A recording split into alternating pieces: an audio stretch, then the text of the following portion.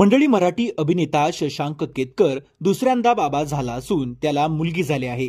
नवीन वर्षाच्या पहिल्याच दिवशी शशांक केतकर आणि त्याच्या पत्नीनं फोटो शेअर करत लवकरच आई बाबा होणार असल्याचं सर्वांना सांगितलं होतं. यानंतर संपूर्ण कला विश्वातून अभिनेत्यावर शुभेच्छांचा वर्षाव करण्यात आला होता.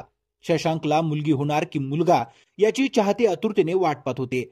अखेर आता अभिनेत्यानं घरी लक्ष्मीचं आगमन झाल्याची गोड बातमी इंस्टाग्रामवर शेअर केली आहे. शशांक केतकरला मुलगी झाली आहे. आता खऱ्या अर्थानं कुटुंब पूर्ण झालं, घरात लक्ष्मी आली असं म्हणत अभिनेत्यानं त्याच्या चिमुकल्या लेकीचं नाव देखील जाहीर केलं आहे.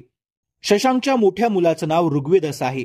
आता हम दो हमारे दो असं म्हणत शशांकनं त्याच्या लेकीचं नाव राधा ठेवलं असल्याचं जाहीर केलं आहे. शशांकनं त्याच्या इंस्टाग्राम स्टोरीवर कौटुंबिक फोटो शेअर केला आहे. यावर प्रियंका, शशांक, ऋग्वेद, राधा अशी चौघांची नावं लिहिल्याचं पाहायला मिळत आहे.